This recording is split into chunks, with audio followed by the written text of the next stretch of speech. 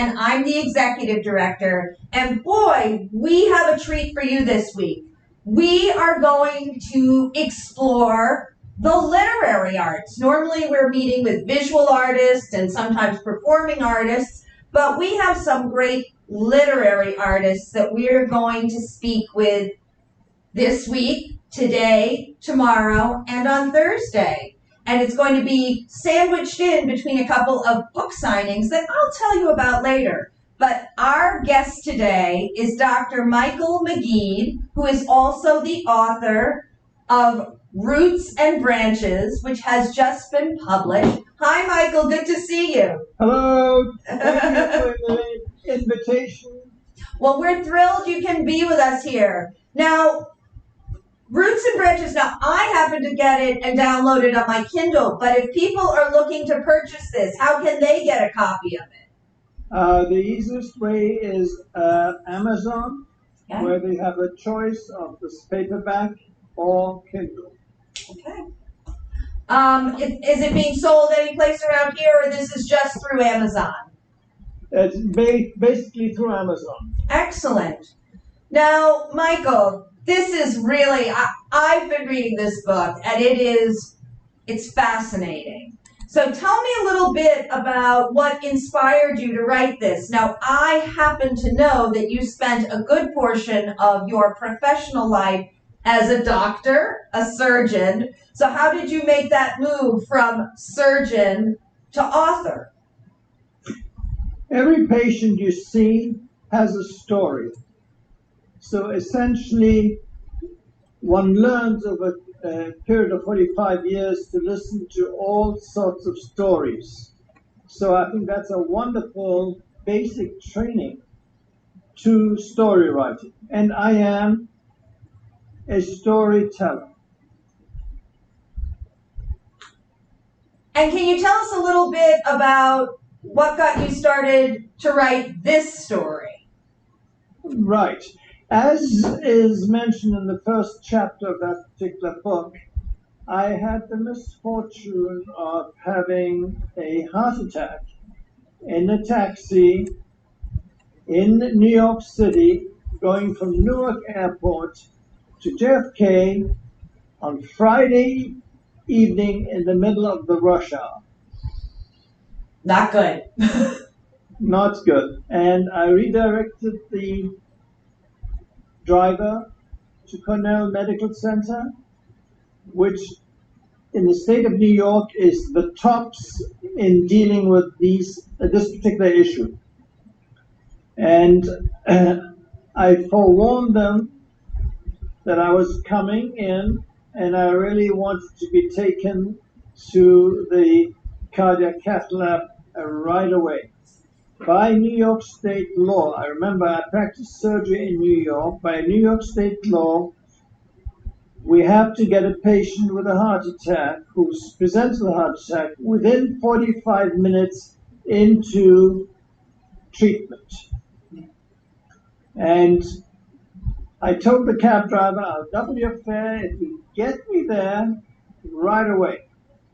But you know, that was foolish, because we were in stall and crawl traffic, crossing Staten Island, and so on. But eventually we got there.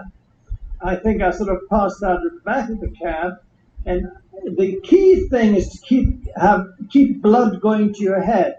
So I lay on the floor of the cab and put my legs up on the seat, so that any blood draining would be coming from my legs going to my brain. I'll remember that. That's very useful. I very much hope you never experienced that. It was very frightening. Well, clearly you are okay. So the folks at Cornell Medical Center and those guys at the cath lab, those doctors did take good care of you. But as you said, this experience inspired this story. So can you tell us a little bit about the story as it unfolds after that first chapter? Right. I just must add, for clarification, the minute I got there, they all pounced on me and they took me to the cath lab and they put a stent in. The surgeon who did that, or the physician who did that, his name was Moses. And I thought this was a good sign from heaven that he had given me Dr. Moses to take care of me. So, I agree. That would be serendipity. I would feel better too. But and I woke up in the ICU when I was moved to the ICU, and I felt much better than I did beforehand. So I suggested to my wife, well, now that I'm feeling better, let us go and continue our trip to Europe. And of course, she said, well, you're being very silly. And it is at that moment I realized that should I have died, my children would have known nothing about my background. Both my children were born in Boston. I was born in Cairo and immigrated to this country in a very circuitous way. And that's why I always say this is the best country in the world. Despite all the headaches we suffer from right now, it is one of the best countries in the world. so this book is actually somewhat autobiographical because this was done so that your children would know your story. So so it starts at what point? How young are you when the story starts? I wasn't born yet. I had inherited from my parents, both of whom are deceased, from my grandparents. I had inherited correspondence. In the days when they lived in the early 20th century, they wrote letters to one another, and they arrived the next day. Nowadays, we have text messages. There are no letters per se. So I inherited over 1,500 letters from my mother. A lot of them were written to my father when they were courting. I had inherited my grandmother's photograph album, my mother's photograph album, and at the age of 11, I received a camera, and I photographed all the time, thinking I might become a photographer or a TV producer. So I had a lot of material. And I believe when one writes, one does have to do research to make sure that statements and the context in which the story unfolds is in a correct setting. It is not in a fantasy world, it is in the world that we live in. So it starts in 1905 with the birth of my father in a adobe hut in Upper Egypt. It's a bit of a confusing name. Upper Egypt is about 200 miles south of Cairo. It's not in the delta of Egypt, but in Upper Egypt, which is right on the Sudanese border, and where they have no light. And so my grandmother gave birth to him then. And he was the eldest, eventually, of 11 children. Wow, it's a big family. Well, in those days there was no contraception, at least not for farmers working on the land in a poor country. Well, you certainly would have bred enough people to help farm that land. You actually created your own workforce in effect. Yes, indeed, yeah. So the story is really, Roots and Grasses is really rooted in a story of love and longing based on a fatal accident that occurred in Upper Egypt over a century ago. And I have tried to portray the richness of life there, even though people don't have material wealth. There is a huge community wealth. There is a society that supports one another. They lend each other's hand. Very much, I would imagine, like farmers in this country when they went out to the West or the Midwest and they settled down. Neighbors helped one another to farm the land. cull the animals and so on. So I tried to portray this, and fortunately I had photographs because I went back to the village where my ancestors lived, and I met family members, told them what my project was. They showered me with photographs. Remember, photography was just beginning at that time, and in a village, a poor village like that, they didn't have a photographer. So, but everybody was able to get some photographs. So in the book, it is heavily illustrated with pictures. And Yes, then it is. it always mystified me. Right. It always mystified me why something happened to me at the age of 4. And all my editors kept on saying, well, how did your father allow this to happen? What happened at the age of 4 was that my mother, who was German, dropped me off in Hamburg with her parents in 1949, which was a devastated place. I was not used to food rationing. I was not used to eating turnips and potatoes. We didn't eat those things in Egypt. We had rice, fruit, and vegetables, and so on. And she then went off with my father for 5 years and disappeared from my life. And all my editors said, how did your father allow this? And this is why I went back to the village in Upper Egypt when I was an adult to figure out what happened.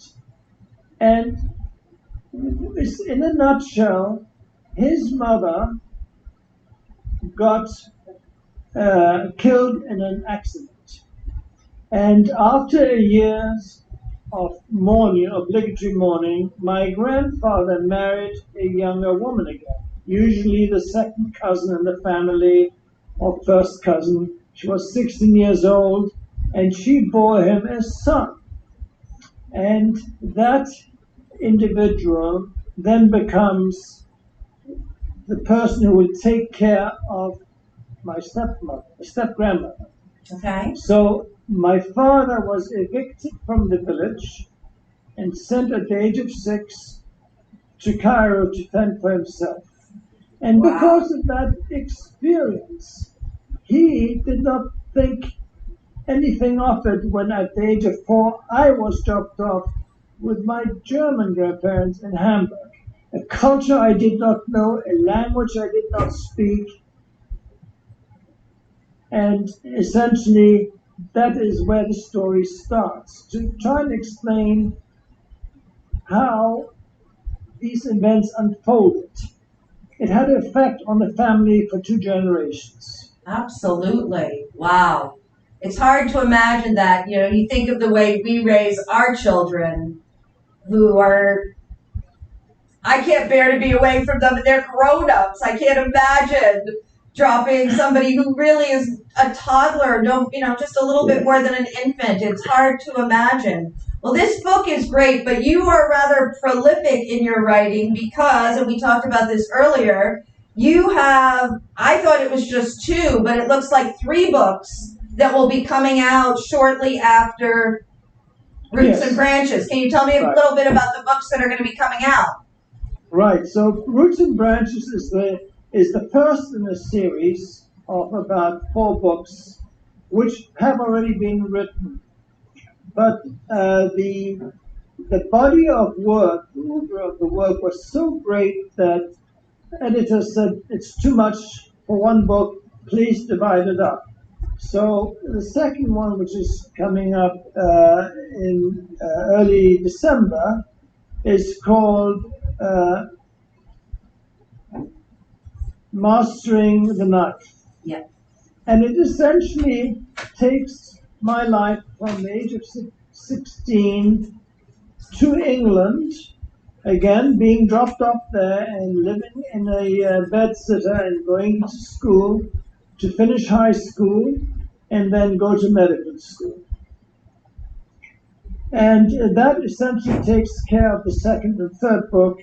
And then the fourth book is when I arrived in the United States and I become a surgeon. I was trained at Harvard.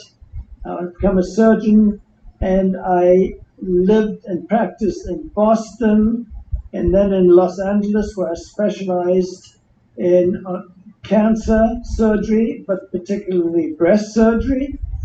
And then went back to Syracuse, New York, and practiced there for 25 years before retirement.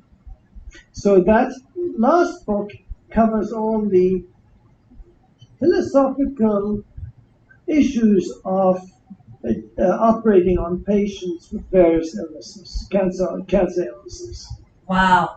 So you really have done a lot of both personal exploration, but then consideration and contemplation about rather existential things in terms of what is this as a doctor, given these tools, given this knowledge, to be working on another human, to be touching, and their life can rest in your hands. I mean, it's sort of a daunting prospect. It is a huge privilege to have a patient come and trust you with their medical problem. And I always approach the issue by saying that we have an agreement, we have a covenant. I will do this for you because we're dealing with cancers at advanced stages, but I cannot do it by myself. I need your help to get you through the various stages of your illness. Absolutely. Well, Michael, you have had really an extraordinary life in terms of, you must be a very adaptable person to be able to move throughout the world and while it must be, there must be some real excitement to know that you have moved from one culture to another culture, and then ultimately to the United States. I mean, as you said, you spoke Arabic, you spoke German, you spoke English, but now it's American. Yes, you're absolutely right. So, and about those four languages, Arabic and German are very poetic languages and very similar in their structure, whereas English is a very scientific, precise language. And so I had to, in my book here, write very short, precise sentences, whereas the initial drafts were these lengthy German Arabic sentences of phrases within phrases and so on.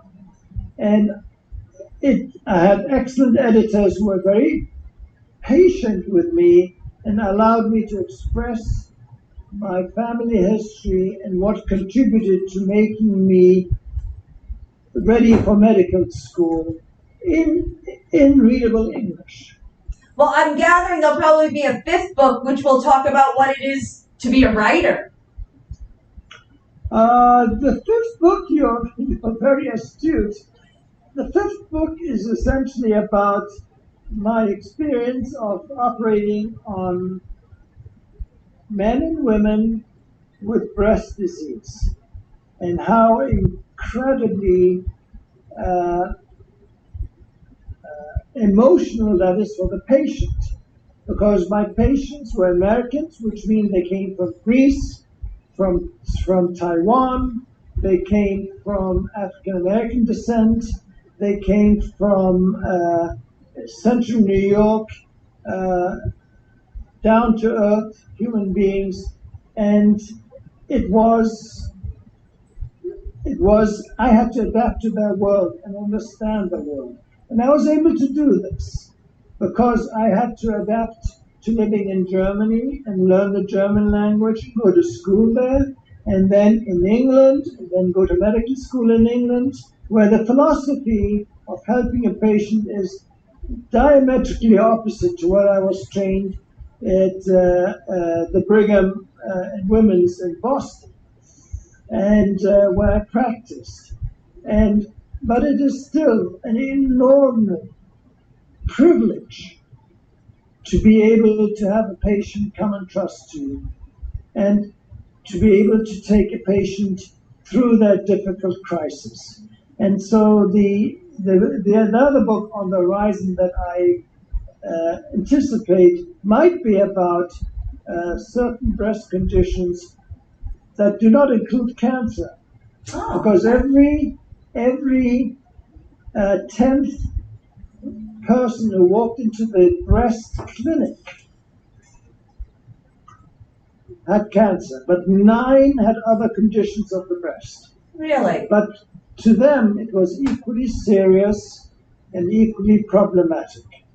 Absolutely. Well, again, I think you have lived such an extraordinary life that you have mountains and endless amounts of content for which you can continue to write and explore and continue on your literary journey, for which we are fortunate to be able to enjoy what you have put forth for us. So, Michael, I have one last question. When you were writing this, I know you said that you wrote it because you wanted to ensure that your children would know where their father came from, what the heritage was, what that story was. But who or what, it doesn't have to just be one person, was also a major influence on you when writing this book? I had a teacher at Colgate University in the Syracuse area, who was very influential in helping me. There was a very good editor in Vermont who was tolerant enough to read what I'd written and guide me. And there was a wonderful, wonderful lady called Laurie who lives in New York City. She has a beautiful ability to edit, but not only is she a PhD in English, but she also has a PhD in psychology. So she was able to read and figure out the nuances of what you were writing and say, that is of no consequence, this is where the action is, this is what you have to do. And I must just tell you to finish, I have had singularly bad luck trying to get a conventional book agent. Okay. The first one, something happened to it. The second one couldn't get out of bed. The third one, it was just went on for 2 years where every agent I took either died or had a health problem that they couldn't follow through. So I decided before I pop off, I better publish this. And that's why I did this on my own through Amazon. Well, it is a remarkable book. I thought I would finish it before we talked. I'm only about halfway through, and this is actually your copy. I'm reading mine on my Kindle, which is in my tote bag downstairs. I normally have it next to my bed. So, Michael, thank you so much. For my friends out there, if you're looking for a great read, and right now we all seem to have a little more time on our hands than we used to, go ahead on Amazon.com. Order Roots and Branches. You'll be glad that you did. It's a great book. Or download it on your Kindle if you're like me.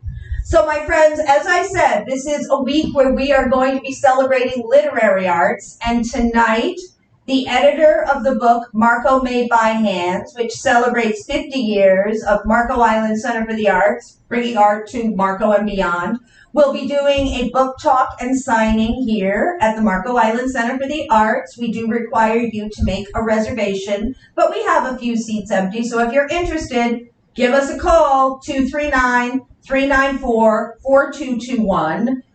For the rest of this week, tomorrow, we are going to be talking with a woman whose name is Beckett Royce McGuff. And while she was an actress for years, she also does voiceover and narration, and she has been the voice of over 30 books. So we're going to find out what that's like when you're not necessarily the author, but you're the one bringing it to life for so many people who may not be sitting and reading the book. They may be listening on their way to work or while they're traveling. And then on Thursday, we're going to be joined by Hope Dayoff, who has recently written a charming, almost a fairy tale called Penelope Woodsbury, which I did finish this weekend. And she will be joining us Saturday morning outside from 9 a.m. to 12 p.m. to do a book signing. And if you have somebody between the ages of, say, 5 and 12, this would be a wonderful holiday gift. It is sweet, it is charming, whether you read it to a child or a slightly older child reads it to themselves. So definitely tune in both on Thursday when we talk to Hope here, and then down here at the Art Center on this coming Saturday from 9 a.m. to 10 a.m. And last but not least, a couple of other things coming up this week. Thursday night, we are finally going to have Patchouli and Terra Guitarra playing guitars in our courtyard. There are still a few tickets available, so if you would like to join us to listen to music outside, under the stars, safely, because your health, well-being, and safety is absolutely of paramount importance to us here at the Marco Island Center for the Arts, please give us a call or go online. There are still tickets. We hope that there are those of you out there considering decorating a 3-foot or under tree for our Festival of Trees. You can go on our website and get the application for that, or give us a call and we'll get one to you. We can email it to you. And finally, big breaking news, my friends. We have just added to our musical interlude series a Christmas holiday concert.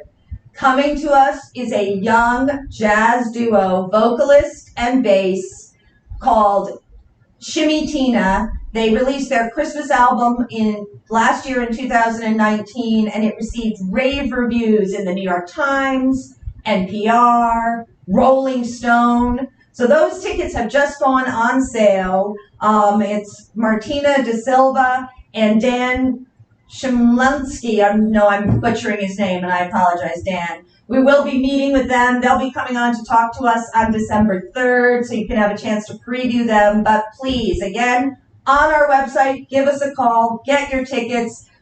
I know a lot of things for the holidays are different this year, but come enjoy some beautiful holiday music. Michael, it has been a pleasure speaking with you. Thank you so, so, so much for coming on and talking to us about your book. Again, people really recommend this. And if you don't, you both to read for yourself, but it would also make a fabulous holiday gift to somebody who's looking for an interesting read, a great piece of literature. And so everybody, I'm available for book signing too.